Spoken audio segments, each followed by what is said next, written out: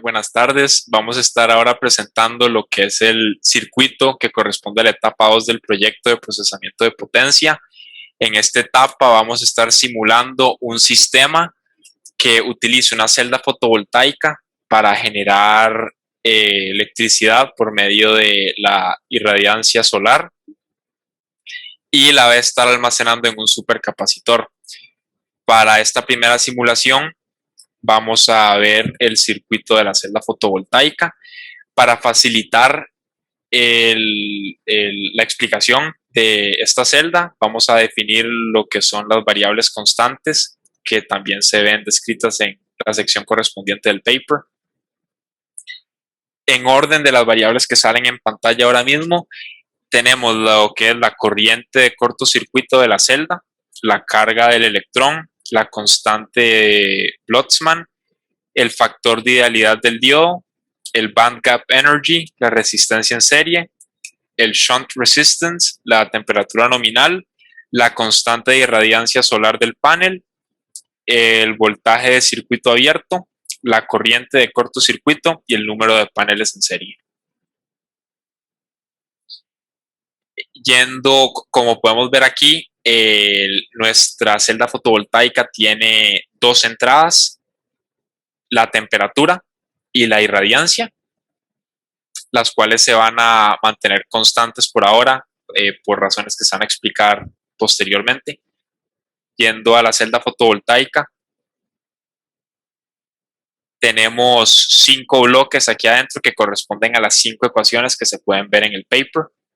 El primer bloque corresponde a la corriente de saturación en reversa. Este simplemente tiene lo que es la temperatura de entrada y tiene como salida la corriente de saturación en reversa. El siguiente bloque corresponde a la corriente de saturación, que tiene como entrada la temperatura y la corriente de saturación en reversa.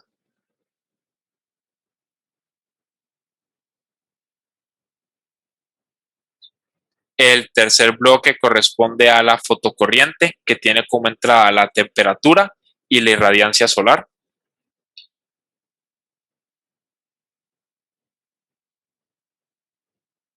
El cuarto bloque corresponde a la corriente del shutter resistance, que tiene como entrada la tensión y la corriente de salida que se retroalimenta.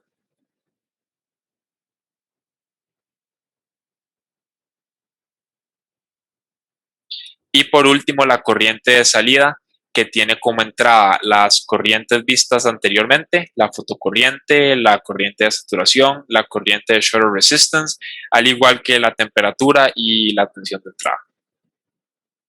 Y vamos a ver el comportamiento cuando lo corremos aquí en el Simulink. Entonces, antes de eso es importante resaltar que definimos la temperatura y la irradiancia como valores constantes.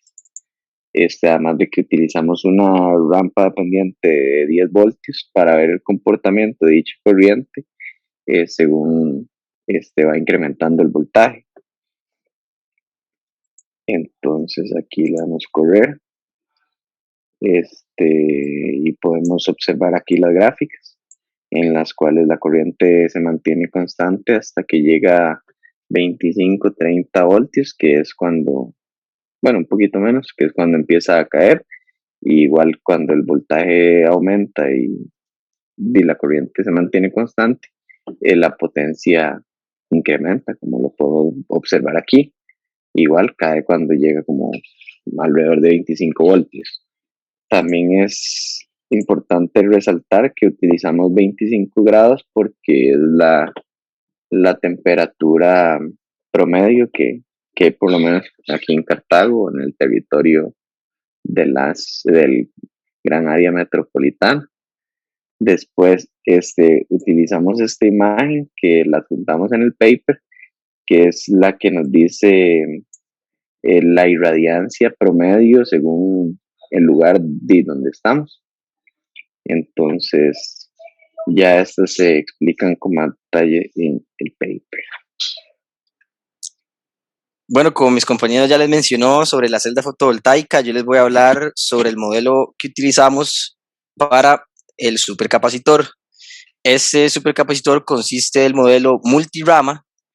Como se puede observar, ahí tenemos 3 ramas de circuitos RC y una cuarta, que es la resistencia que nos controla la corriente de fuga que puede tener el supercapacitor para evitar que este se dañe. Estas ramas de los circuitos RC tienen diferentes características. La primera es la rama de carga rápida, la del medio es la rama de carga media y por último tenemos la de carga lenta. Para obtener los valores de las resistencias y las capacitancias de este modelo, se encontró un documento de Maxwell Technologies en donde se detallan las fórmulas necesarias para poder obtener estos valores para cualquier supercapacitor que queramos modelar. En nuestro caso es uno de 100 faradios. Estas fórmulas toman en cuenta el número de celdas que tenga nuestro modelo, la resistencia en serie equivalente y la capacitancia nominal. Para nuestro caso, nosotros utilizamos solo un número de celda. La resistencia en serie equivalente la obtuvimos de una hoja de datos de un supercapacitor que ya existe, y la capacitancia nominal es la de nuestro valor, la cual sería 100 faradios. Luego, ya el circuito total para la comprobación del supercapacitor, le conectamos una fuente de corriente en paralelo con una resistencia que estaría en paralelo con el supercapacitor para simular que esa corriente es la que viene de la celda fotovoltaica. Que al hacer la simulación, obtenemos la gráfica que nos muestra el comportamiento del capacitor cuando carga. Dicha gráfica podemos observar que el capacitor carga en alrededor de 40 segundos. Esta constante, digamos, de tiempo de carga se puede describir con la ecuación de tau es igual a RC, que en nuestro caso tenemos una resistencia de 0,08 ohmios y 100 faradios. Al hacer esa multiplicación obtenemos 8 segundos y como el capacitor se carga aproximadamente los 5 tau, al multiplicarlo por 5 obtenemos los 40 que se muestran en esta gráfica. A continuación tenemos el modelo en conjunto. A la izquierda tenemos la celda fotovoltaica con una irradiancia de 1900. Esta representa la irradiancia promedio a través del día en la zona de Cartago, a los alrededores del tecnológico. Una temperatura de 25 grados y podemos observar cómo este modelo nos devuelve una corriente de salida. Esta corriente está pegada a un multímetro para poder observar cuál viene siendo su valor, y debido a que, como se observó en las partes anteriores, se utilizó para la celda fotovoltaica un diagrama de bloques y para el supercapacitor un circuito, ocupamos cambiar la corriente, cual viene siendo una representación numérica, pasarlo a ser una entidad física como tal lo es la corriente. Para esto se utiliza un convertidor. Después podemos ver cómo tenemos el bloque de la corriente con una resistencia en paralelo para así simular una fuente de voltaje como entrada al supercapacitor. Esta resistencia que tiene en paralelo fue calculada para que el voltaje a través de la misma fuera de alrededor de 5 voltios. Entonces la resistencia tiene un valor de 0.32258 ohmios.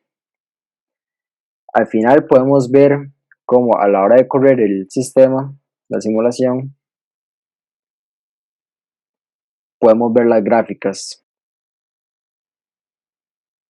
En esta podemos ver a la izquierda cómo el capacitor se carga hasta los 5 voltios. Dura aproximadamente 500 segundos, lo cual viene siendo bastante rápido para un supercapacitor de 100 faradios, siendo cargado con esta celda fotovoltaica. Y a la derecha, la corriente que necesita el capacitor a través del tiempo. Se puede observar cómo al principio empieza agarrando mucha corriente, pero con respecto se va cargando, esa corriente va tendiendo a cero y va tendiendo a ser un circuito abierto. Esto sería por el sistema ya completo. se puede observar cómo el sistema está funcionando, está logrando cargar el supercapacitor de la manera esperada.